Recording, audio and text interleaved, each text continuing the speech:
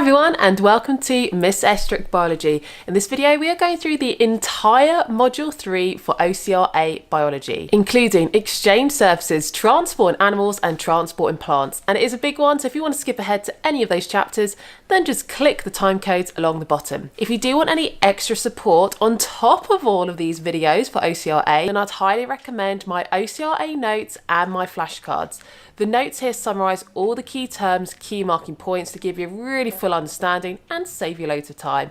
The flashcards, those are better if you need help remembering the key marking points and getting your head around the key terms to include in the exams. But I'll link them both below, and for now, let's get into it. So here are the three key sections that this topic is split into, and we're going to begin with the exchange surfaces. Now this starts with knowing about the importance of surface area to volume ratio. And exchange surfaces in organisms have many similar adaptations, and that is to make sure that substances such as oxygen and carbon dioxide can exchange across the surfaces as efficiently as possible. Smaller organisms like amoeba, which we have in this diagram here, have a very large surface area compared to their volume. And that means that, first of all, they have a big surface area for the transport of substances, but also it means there is a short distance between the outside and the very middle of the organism. And for that reason, they don't require any special adaptation organs or systems for the transport. And instead, simple diffusion is sufficient to meet their metabolic needs. Now, in contrast, larger organisms have a smaller surface area compared to their volume. And that means there is a larger distance from the very outside of the organism to the very centre. Now, on top of that, larger organisms also have higher metabolic rates, meaning that they will require more oxygen for respiration to be able to create ATP.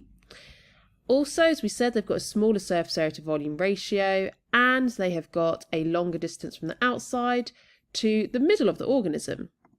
And therefore, they require adaptations to increase the efficiency of exchange across their surface. And this then takes us into this topic where we start off by looking at the gills in fish, the alveoli in humans, and the tracheal system in insects as adaptations.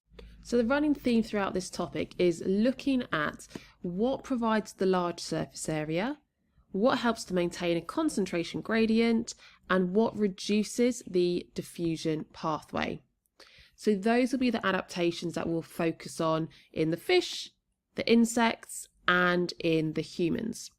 Now, in general, to increase the surface area, you're looking for structures where you might have projections. So that's what you see in root hair cells, the long protruding part of the cell. Or it could be folded membranes that also increases the surface area. Concentration gradients, that can be maintained through ventilation or a good blood supply, removing the blood which contains high concentrations of substances. And in fish, we're going to have a look at the countercurrent flow mechanism. And then the length of the diffusion pathway can be reduced mainly by having only a single layer of cells, and that layer is normally squamous epithelial cells. So those concepts we're going to have a look at in a bit more detail, starting with the mammalian gas exchange system. And the structures that you need to be familiar with are the trachea, bronchi and bronchioles, and the alveoli. So let's start with the trachea, also known as the windpipe. And the trachea has these C-shaped rings of cartilage that run all the way down. And that is to support the trachea to make sure that it doesn't stick together and close. So it stays permanently open so air can flow through. It's also lined by epithelial cells which are ciliated and contain goblet cells. Ciliated cells are those hair-like structures that help to sweep away any mucus in the trachea.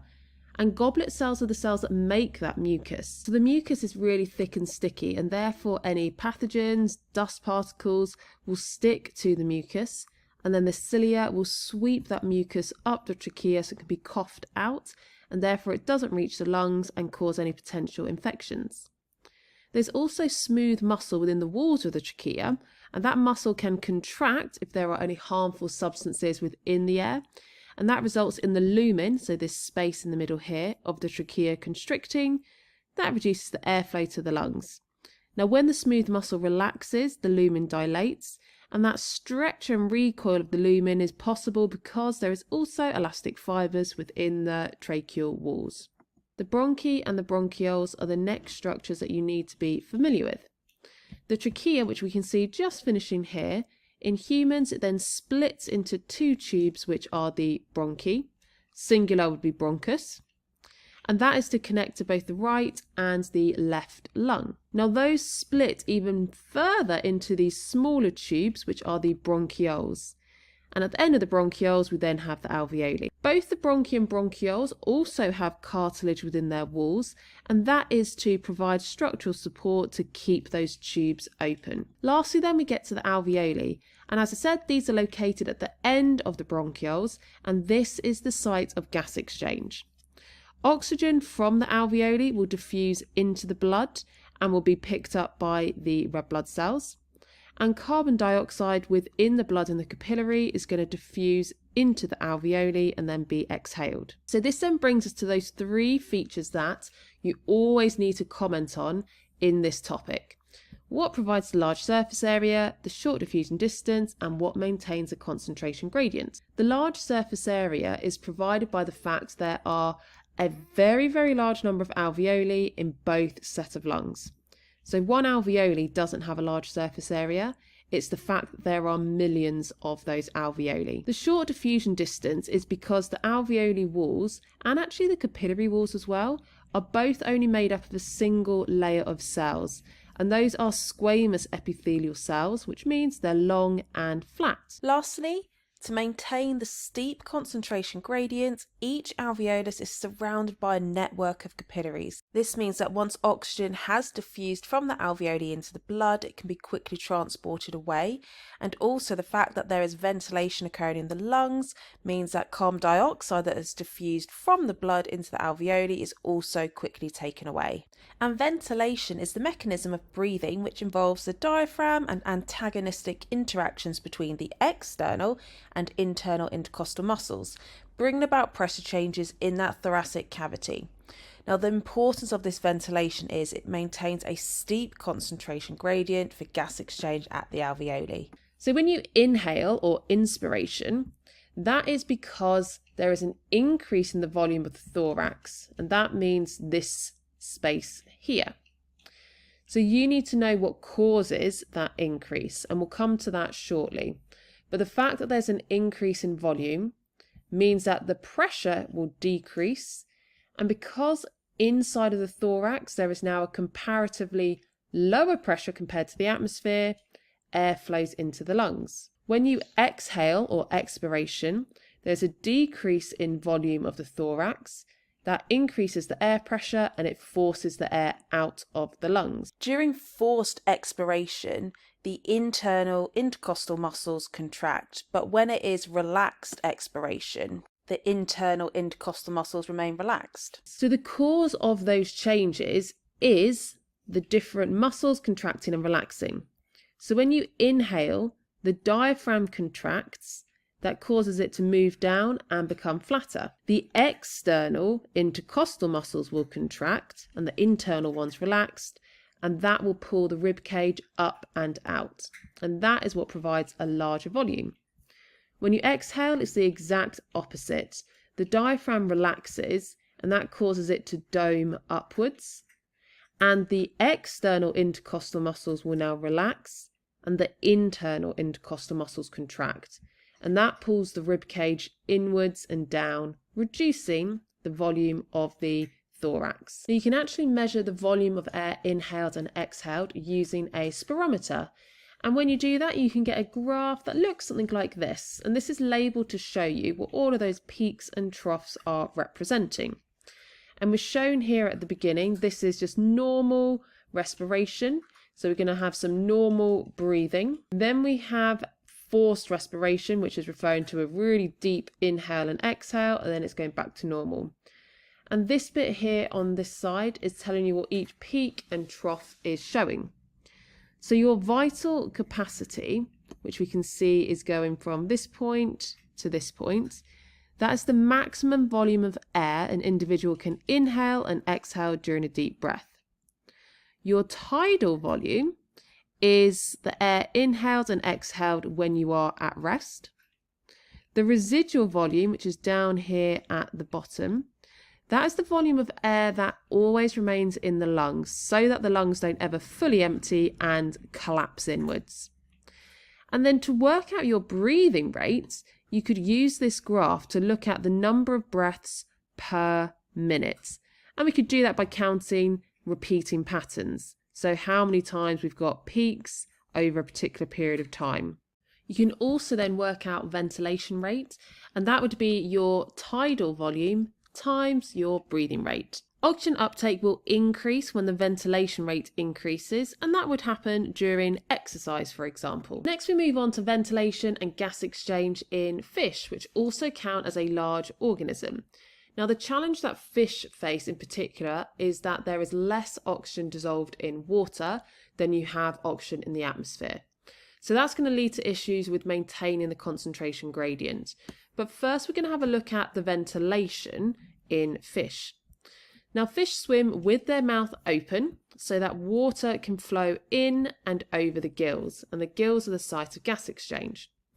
The fish will lower their buccal cavity, which is within their mouth, open their mouth, and that will increase the entire volume of the buccal cavity. And because there is now a larger volume, the pressure decreases, and that's what causes water to flow in. Simultaneously, the operculum valve, which we can see here as closed, is then going to shut, and the operculum cavity will therefore expand, which we can see in this section. That will cause an increase in the volume of the operculum cavity and therefore a decrease in pressure. The fish will then raise the floor of their buccal cavity, and that then forces the water from the buccal cavity over the gills and then out of the operculum. And at that point, when they've raised the buccal cavity and closed their mouth, the pressure is high and it opens the valve, and that is when the water can then flow over. So this ventilation ensures there is a constant flow of water over the gills for gas exchange. So the gas exchange in the fish happens over the gills, and there are 4 layers of gills on both sides of their heads.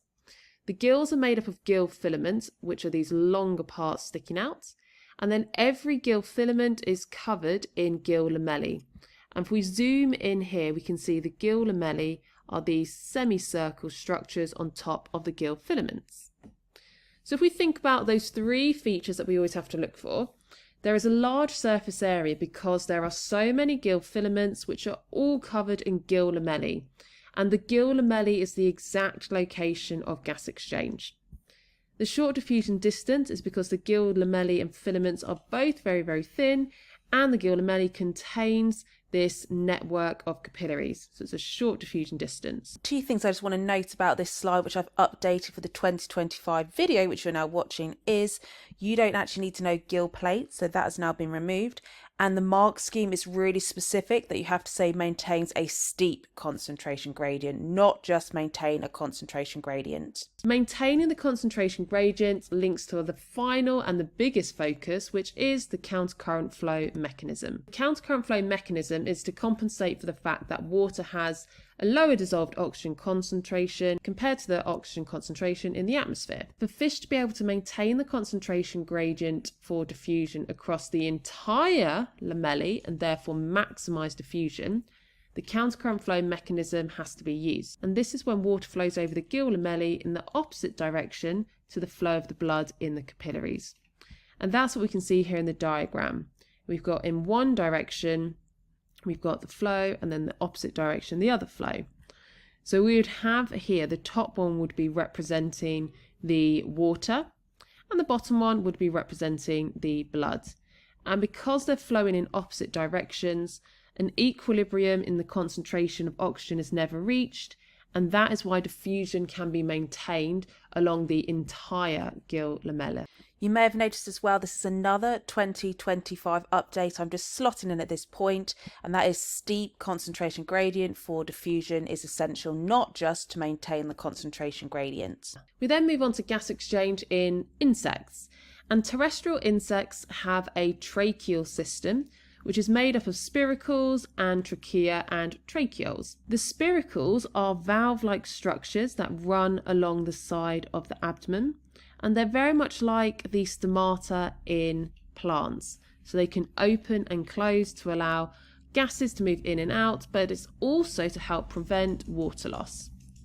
Now those spiracles are attached to trachea, and those trachea branch into many branching tracheoles, and the tracheoles are the site of gas exchange in insects. So how then we have the large surface area, the short diffusion distance, and the maintained concentration gradient are due to these facts we've got here.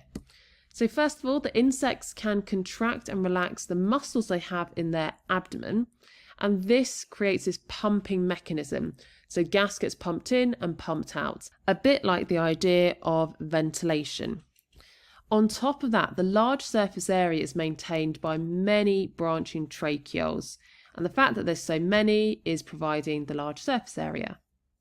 There's a short diffusion distance, again because there are so many branching tracheoles, they will reach a really wide distance across the abdomen of the insect, and the wall of the tracheoles are really thin as well. The concentration gradient is maintained by the cells respiring, so they're going to be using up oxygen and producing carbon dioxide, and that is going to create the gradient. But also when the abdominal muscles contract, it pumps new air in and old air with lots of carbon dioxide in, out. And when insects are in flight, we get an added effect because the muscles are going to be contracting and relaxing more rapidly, and that will result in them starting to respire anaerobically and producing lactate.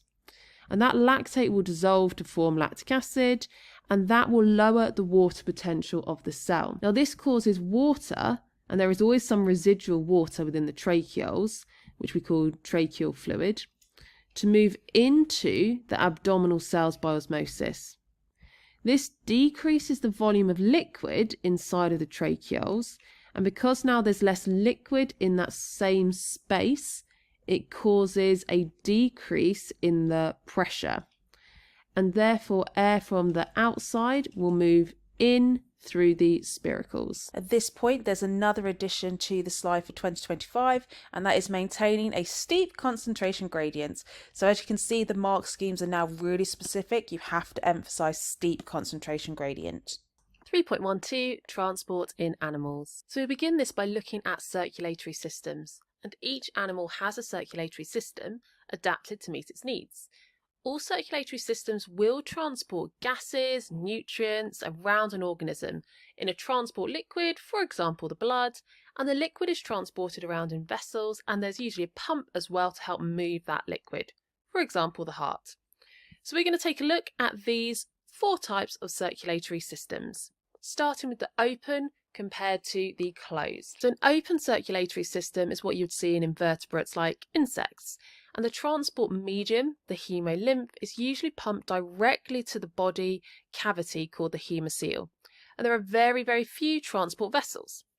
The transport medium is pumped at low pressure, and it will transport food and nitrogenous waste, but not gases, which are instead transported via the tracheal system, which we just saw. Once exchange has taken place at the cells and tissues, the transport medium returns to the heart through an open-ended vessel. Now, in contrast, the closed circulatory system, this is what all vertebrates would have, and some invertebrates, such as annelid worms.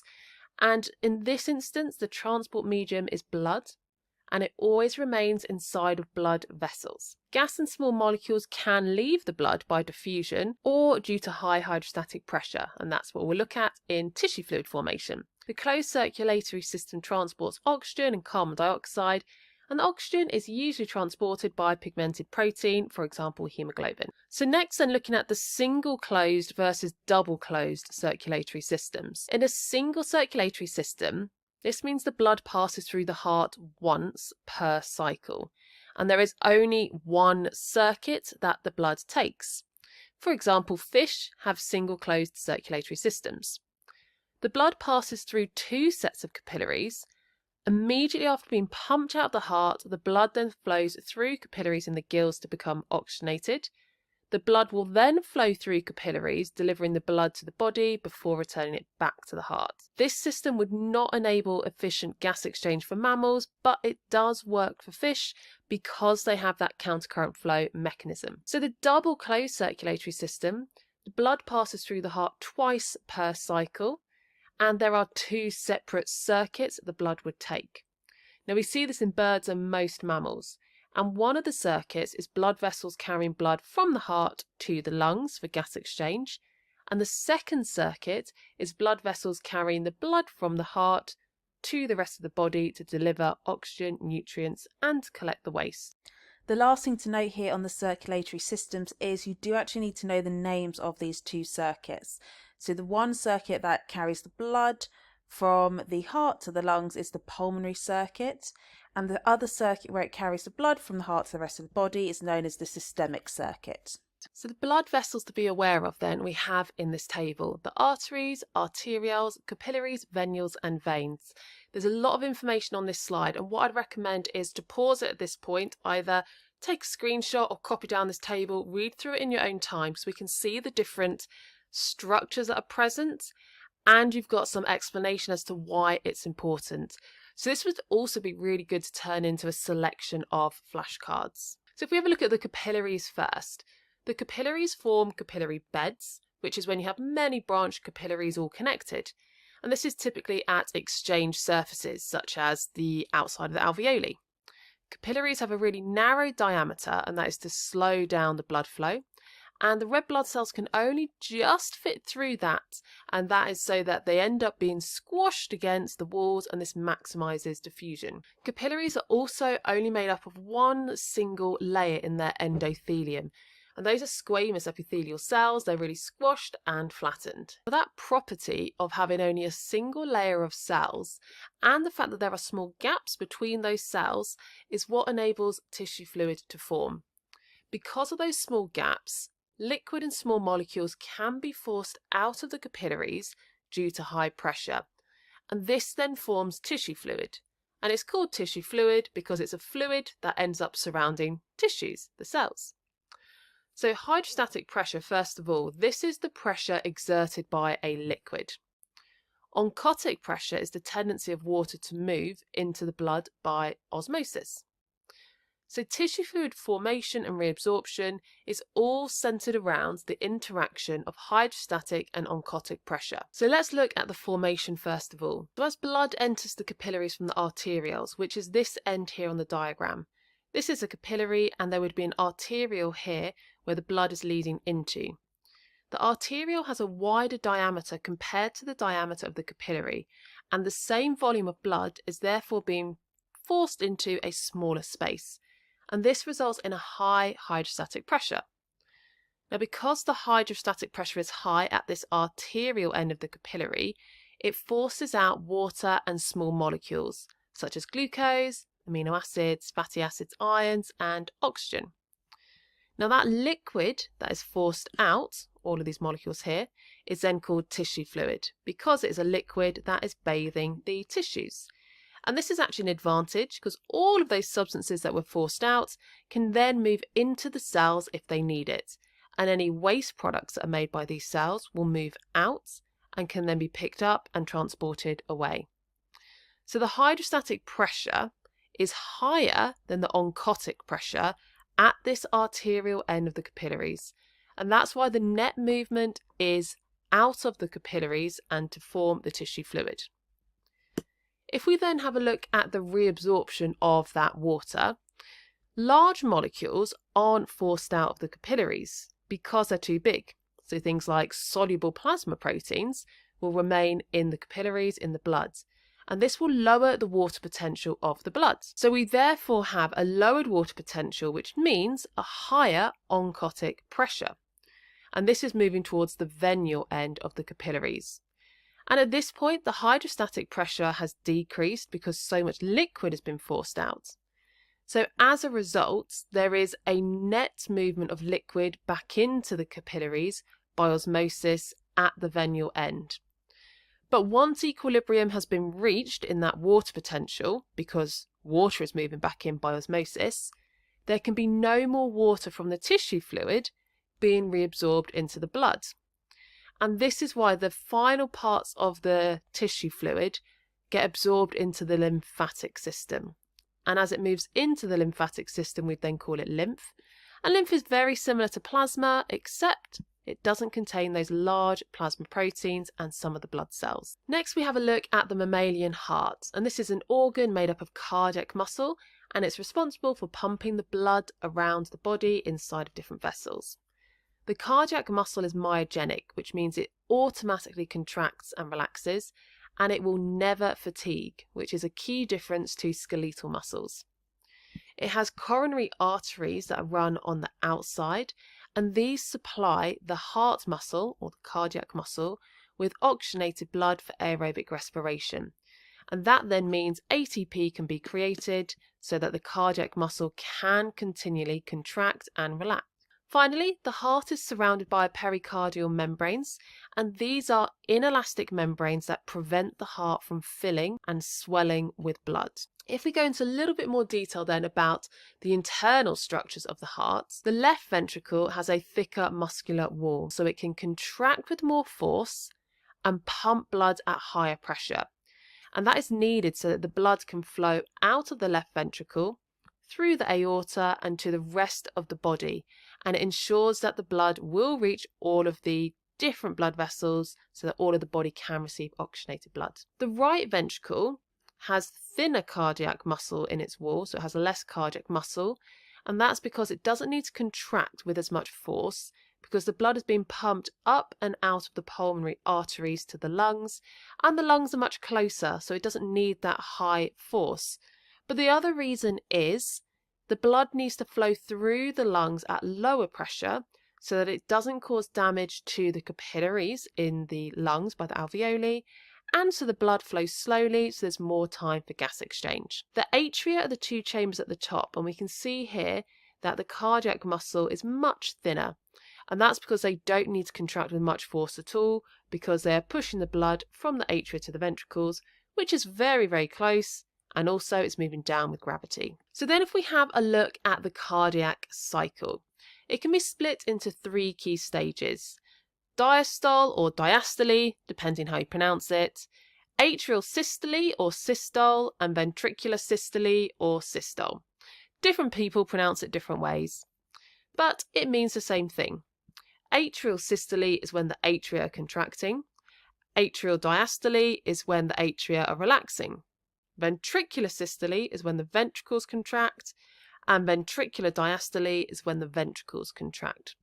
So if we start here on the diagram, at this point we have both the atria and the ventricles relaxing. They're both in diastole. And because those muscles are relaxing, we've got a larger space or larger volume in the chambers.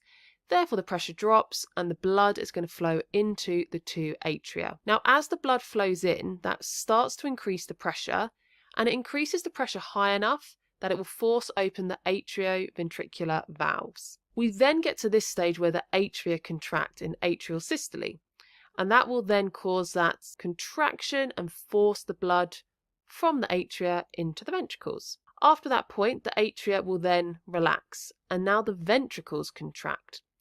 And because the ventricles are now contracting, there is a higher pressure in the ventricles compared to the atria, and that causes the atrioventricular valves to shut. But when the pressure is high enough from that contraction, the semilunar valves will open, and this is what causes the blood to be pushed from the ventricles out of the pulmonary artery and the aorta. So the summary of that key information then we can see on the next few slides. Now, unlike on this diagram, you don't actually have to know it's split into atrial diastole and ventricular diastole. You just need to know it as diastole as a whole for OCR. And this is the stage when the atria and ventricular muscles are relaxed. This will then result in the blood entering the atria via the vena cava and pulmonary vein. And the blood flowing into the atria increases the pressure within the atria, and that causes the atrioventricular valves to open so blood can begin to flow into the ventricles. The key points for atrial systole: this is when the atria muscular walls contract, increasing the pressure further. This causes the blood to flow into the ventricles through those open atrioventricular valves, and at this point the ventricular muscle walls are relaxed. After a short delay, the ventricles then contract, and that increases the pressure beyond that of the atria, so the atrioventricular valves close and the semilunar valves open. Now, this is a key math skill that comes up linked to this topic, cardiac output, and that is the volume of blood which leaves one ventricle in 1 minute. It can be calculated using the formula heart rate times stroke volume, and the heart rate is how many beats there are per minute, and the stroke volume is the volume of blood that leaves the heart each beat, typically in decimeter cubed. Next, we need to have a look at what is controlling the cardiac cycle, and by that we mean what is controlling when the atria and the ventricle contract and relax. So first of all, cardiac muscle is myogenic. It contracts on its own accord, but the rate of contraction is controlled by a wave of electrical activity. So the sinoatrial node, or the SAN, this is located in the right atrium and it's known as the pacemaker. And I've shown this here in bright yellow. The atrioventricular node, the AVN, is located near the border of the right and the left ventricle, so just here. The bundle of His runs through the septum, which is this section. And then we have the Purkinje fibres, and those branch into the walls of the ventricles. So these structures are all key in the control of the cardiac cycle. So the first thing that happens is that SAN releases a wave of depolarization across the atria. So that is going to spread from the SAN across the two atria. The AVN releases another wave of depolarization once that first wave reaches it. But there is a non-conductive layer between the atria and the ventricles, and that prevents that wave of depolarization spreading directly down the ventricles, and instead it forces it to move down the bundle of His, because that is the part that is conductive. And once it moves down the bundle of His, it then moves up through the Purkinje fibres. Now this is an advantage because as a result, it causes the apex, so the very bottom here, of the heart and the walls of the ventricle to contract, and there is a short delay before this happens. And that leaves enough time for the atria to have fully contracted and pumped the blood into the ventricles before the ventricles contract. So it's going to be a more efficient way to move the blood out of the heart. The final step we have is the diastole, and this is when repolarization occurs and the cardiac muscle relaxes. The electrocardiogram, or ECG, is a machine that's able to measure these waves of depolarization. So we can measure it using that ECG, and we can interpret it to diagnose any irregularities in heart rhythms. The ECG doesn't directly measure the electrical activity of the heart, but instead the differences in electrical activity in your skin, which is caused by the electrical activity of the heart. So the way this is done is electrodes are stuck onto the skin, and those detect the electrical activity. And you should get a reading that looks something like this. However, sometimes you wouldn't get a reading that looks like that, and here are the 4 key abnormal heart rhythms that you need to be aware of. Tachycardia first of all, and that is when the heart is beating over 100 beats per minute. Now that is normal if you're exercising, but if you are at rest, that is abnormally high. Bradycardia is when the heart is beating at less than 60 beats per minute. Now, many athletes do have bradycardia as they are so fit that their cardiac muscle can contract harder and therefore fewer contractions are required. But if the heart rate drops too low, an artificial pacemaker would be needed to help to regulate the heart rate. Fibrillation is when there is either an irregular heartbeat or a chaotic rhythm of the heart. And then finally, we've got the ectopic heartbeat. This is when there are additional heartbeats that are not in rhythm. This will show up on an ECG as 2 heartbeats close together, followed by a normally spaced heartbeat. It is very common for this to occur once a day, but if it's happening more regularly, it could indicate a serious health condition. We then move on to hemoglobin, And hemoglobins are a group of globular proteins that lots of different organisms have. And this protein is a quaternary structure. And to clarify, it's a quaternary structure because it has more than one polypeptide chains. It just so happens to be that it has 4. And it's responsible for transporting oxygen. So an oxyhemoglobin dissociation curve is a way for us to view the percentage saturation of hemoglobin with oxygen. And that's normally shown against different partial pressures of oxygen. So what this graph shows us is, at high partial pressures of oxygen, the hemoglobin is at about 100% saturation, so it is fully loaded with oxygen.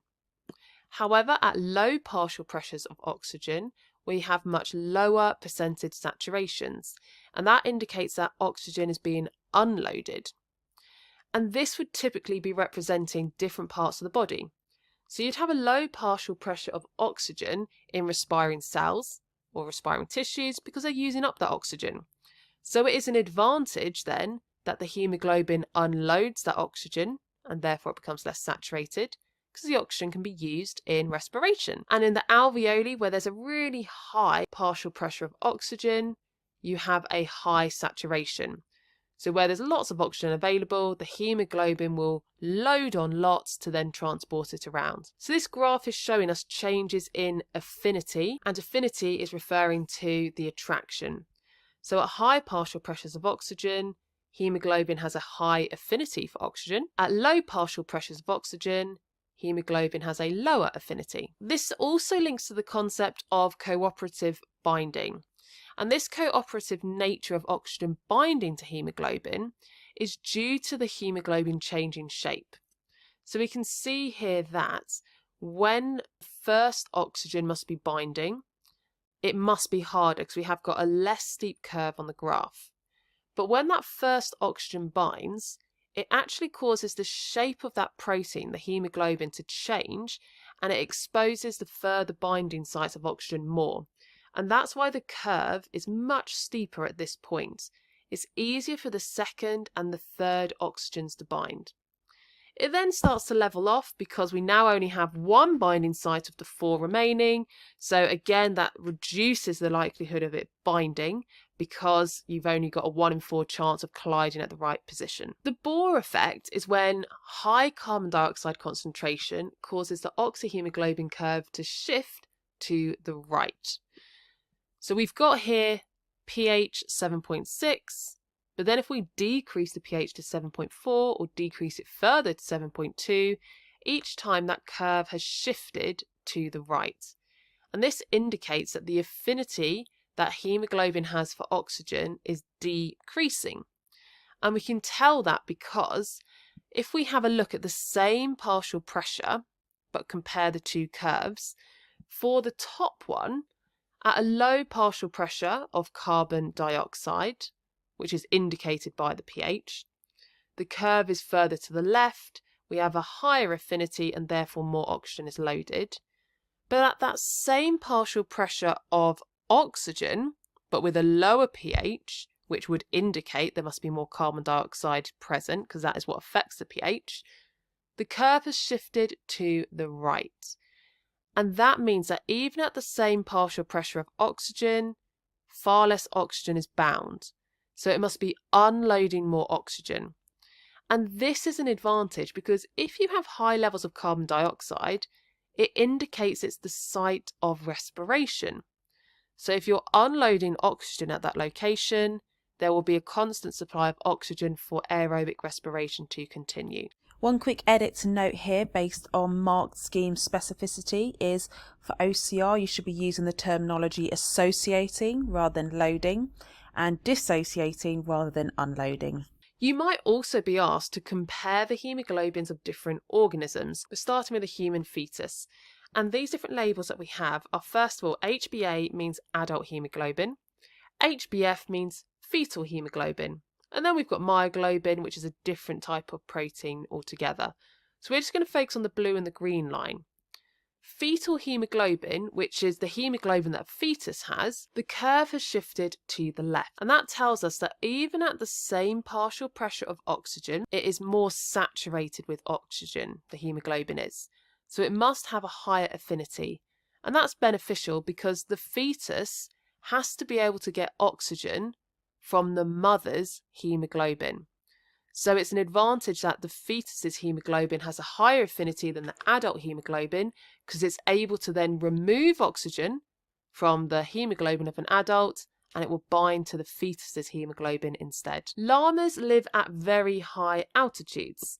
So they also have a higher affinity. So their hemoglobin has a higher affinity for oxygen.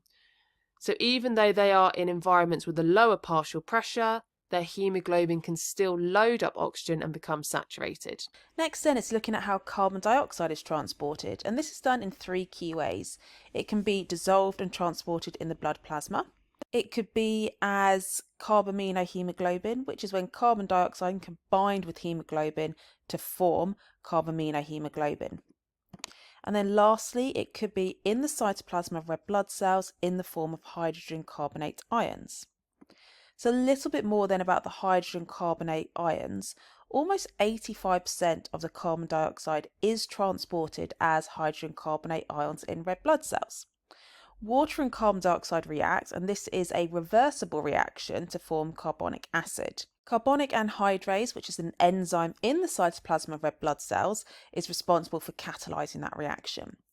Carbonic acid then dissociates to form hydrogen ions and hydrogen carbonate ions. So the hemoglobin can then bind to the hydrogen ions and it dissociates from the oxygen, forming the hemoglobinic acid. The hydrogen carbonate ions diffuse out of the red blood cells and in exchange, chloride ions diffuse into the red blood cells. Both of these ions are negative, so this exchange maintains the electrical balance of the red blood cells and it's known as the chloride shift. 3.13 Transport in plants. So the main substances transported en masse in plants are water and organic substances, meaning anything containing carbon, which is going to be the products of photosynthesis. These are transported either by the xylem or the phloem, which collectively are described as the vascular bundle. Next time we look at the structure of the roots, and starting with the organisation of the vascular bundles in the roots, because this is actually different to that of the stem and the leaves.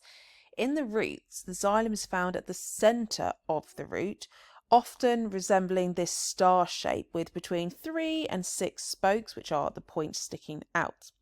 The phloem is found in between each of those star shapes. In the stem, there are several vascular bundles, each containing both xylem and phloem tissues.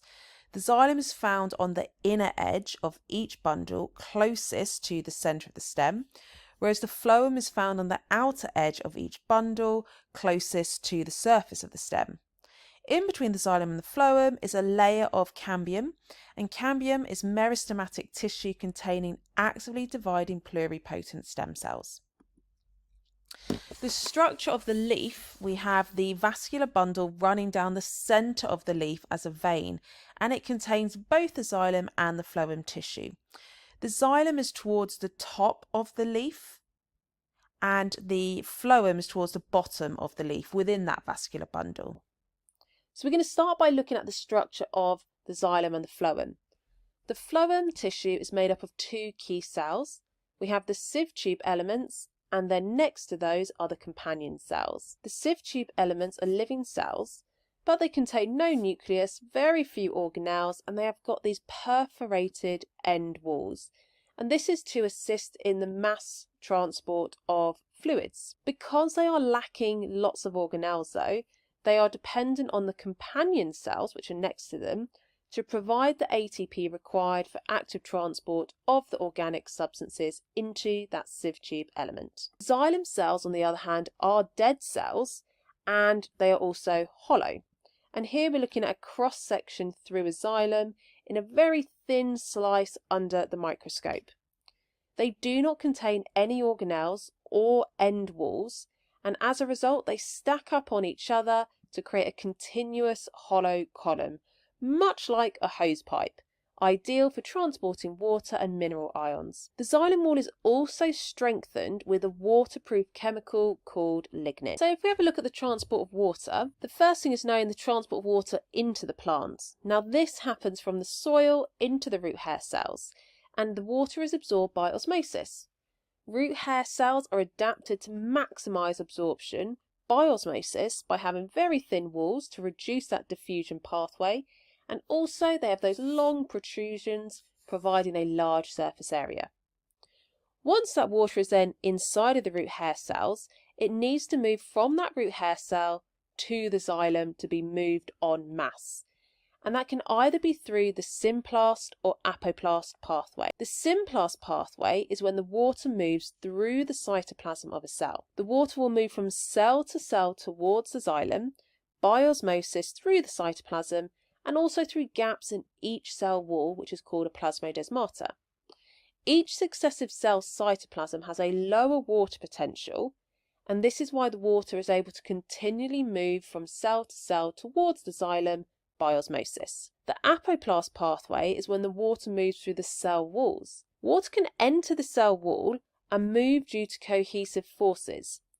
The water molecules stick together because of the hydrogen bonding, and they form a continuous stream of water, which move towards the xylem. This pathway transports water much faster as there is little resistance to the water in the cell wall. The adaptations that some plants have to either very, very high or low quantities of water are also required. So in plants, gas exchange happens through the stomata, and stomata are tiny pores mainly on the lower sides of the leaves, and these can open and close, which is determined by guard cells. And this opening and closing is a mechanism to try and prevent excessive water loss by evaporation. Xerophytes are extremophiles which have adaptations to reduce water loss and are therefore found in environments with limited water, for example the desert.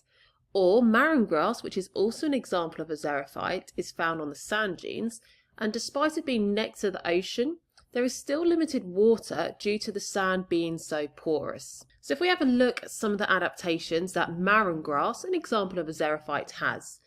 First of all, we've got these curled leaves, and that traps moisture, and therefore it increases the humidity within this space. Because there's an increased humidity, that decreases the water potential gradient and it reduces evaporation. So we can see that we've got not only the curls, but there are also these hair-like structures which would also trap that moist air and increase the humidity. The stomata are sunken in, and that again increases the local humidity to reduce the water potential gradient. On the outside, there is also a thicker cuticle to reduce the water loss by evaporation. In addition to this, to help gain more water, it will have a longer root network so that there is more reach to be able to absorb more water by osmosis. Hydrophytes are the opposites. These are plants which live in or on water, so they require adaptations to survive in an excess of water. Water lilies are an example of hydrophytes which grow on the surface of water. The adaptations include short roots, very thin to no waxy cuticle, and stomata being permanently open and on the top surface of the leaf. These adaptations assure that no additional water is retained in the plant and efficient water loss occurs. Adaptations to ensure enough light is still absorbed for photosynthesis include the leaves being really large and wide on the surface of the water. So next then we're looking at what is transpiration. And this is when water vapour is lost from a leaf via the stomata. So it's the evaporation of water vapour from the stomata. And you need to know about the different conditions that will affect the rate of transpiration. We're going to have a look at those different conditions, but be aware as well that to measure these changes in rate, you would need to use a piece of apparatus called a potometer. So here are 4 key factors that affect the rate of transpiration. With a higher light intensity, the light will cause the stomata to open more, therefore there's a larger surface area for evaporation. With a higher temperature, the water molecules will gain kinetic energy, move faster, and therefore there'd be increased evaporation. There is a negative correlation between the effect of humidity and the rate.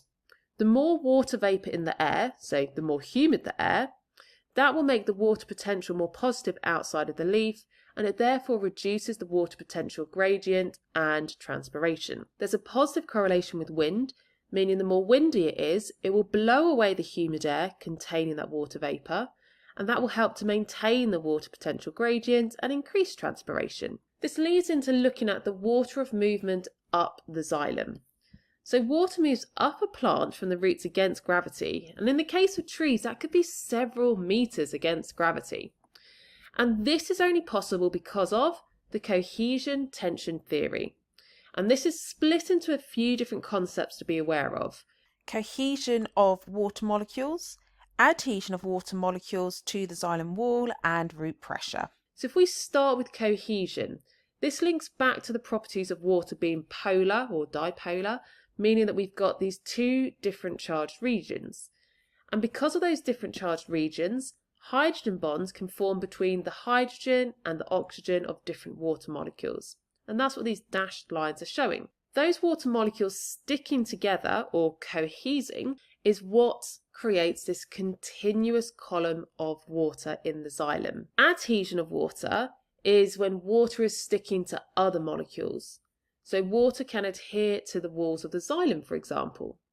Now it's not actually shown in the middle here, but you would have a continuous column of water attached to each other, but also to the walls of the xylem.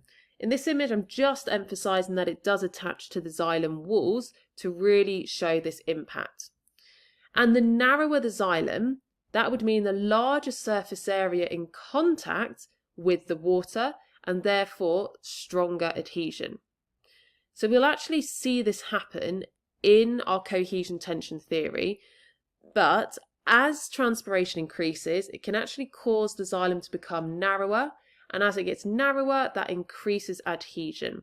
So we'll come back to that concept. Quick little change just to make you aware of here for the 2025 version.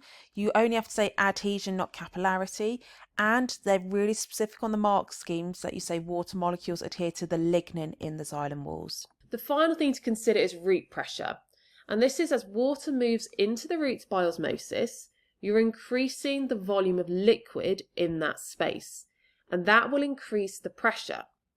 Because the pressure is quite high in the roots, it pushes up all of the water above it, so we have this upwards or positive pressure. So we need to look at how these three concepts link together to result in cohesion-tension theory, which is what causes water to move up the xylem. So the first thing that happens is water will evaporate out of the stomata of the leaves, and as water is being removed, there'll be a lower volume of liquid in the leaves, and that causes the pressure to decrease. Because the pressure decreases, water will move in to fill its space.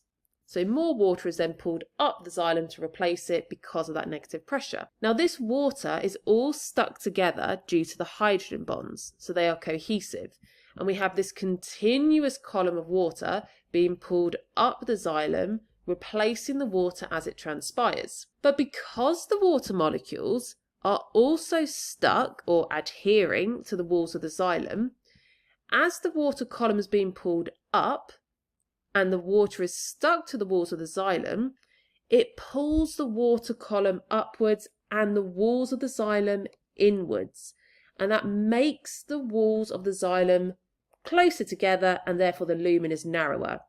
So it's this tension of the water being pulled upwards in that continuous column that pulls the xylem to be narrower. Now because it's narrower, that adhesion will have a bigger impact, and we've also got the root pressure pushing the water up, and those three properties together are what ensure we get this continuous column of water moving up the xylem against gravity. The second type of transport is the transport of the organic substances produced in photosynthesis. So that is what we're going to be looking at, how those organic substances are transported around the plant through the phloem. So we've already had a look at the structure of the phloem, and this then leads us into translocation. And this is the transport of organic substances in plants. And this process requires energy. It's an active process. It revolves around this idea that we have the mass flow from the source, and the source is where the organic substance is made, so in photosynthesizing cells. And we have the mass flow from that source to the sink, and the sink is the site where the organic substances are going to be used in respiration. A few little mark scheme specific additions / changes here to be aware of that I've added in for this 2025 version are, first of all, although glucose is what is made in photosynthesis, it is sucrose that is transported, and you do have to say sucrose. It's also amino acids, and those are used up in respiring tissues. The sucrose and the amino acids can be used as well. And instead of just saying taken up, you'd need to know they are assimilated. So you can look at this model here, the source to sink explanation. It's a very simplified version, but it demonstrates what is happening. We've got our source cell, which we said is the photosynthesizing cell, and that will be connected via the phloem to a sink cell, which is a respiring cell. And we have the xylem next to the phloem in the vascular bundle. But to help represent this, we're just saying it's in a tank of water. So when that cell is photosynthesizing, we're going to be producing sucrose, which lowers the water potential of the cell. Therefore, water would move from the xylem into that cell. At the other end, the respiring cell is using up sucrose, and therefore it has a more positive water potential compared to the surroundings, and water would leave the sink cell by osmosis. So what that does to the hydrostatic pressure is, at the source cell where water is moving in, the hydrostatic pressure will increase, and at the sink cell where water is moving out, the hydrostatic pressure would decrease. So as a result, the source cell has a comparatively higher hydrostatic pressure than the sink cell, so the liquids within those cells are forced through the phloem towards the sink cell. Now, looking at a bit more detail of what is actually going on takes us into the next stages of translocation. So we've already said that the photosynthesizing cell is the source cell, and at that point organic substances are being created by photosynthesis, for example sucrose, and that's what's shown in this image in the red. So let's have a look at how sucrose transports from the source to the sieve tube element. First of all, this is an example of active transport because it's hydrogen ions being actively transported, and this occurs from the companion cell into the photosynthesizing cells of the source. This creates a concentration gradient, and therefore the hydrogen ions move down their concentration gradient via carrier proteins back into the companion cells. Lastly, then, we have the co-transport of sucrose with the hydrogen ions occurring via protein co-transporters, and that transports the sucrose into the companion cells. The sucrose then diffuses through plasmodesmata into the sieve tube elements. Once it's in the sieve tube element, that is now going to be decreasing the water potential, and as a result, water from the xylem will move into the phloem by osmosis. That will increase the hydrostatic pressure at this end of the sieve tube element. At the same time, sucrose is being used in respiration at the sink, or it might be stored as insoluble starch. That means that more sucrose is going to be actively transported into the sink cell, which causes the water potential to decrease at this end. And as a result, water will move from the sieve tube element back into the xylem. So this means that at this end of the sieve tube element, we have a much lower hydrostatic pressure. So as a result, we've got a high pressure, a low pressure, we'll have the movement of solutes down that pressure gradient, and that is what causes the solution to move through the phloem. And that takes us to the end of Module 3. I hope you found this helpful. If you did, make sure you give it a thumbs up and stick around for all of my remaining entire topic videos.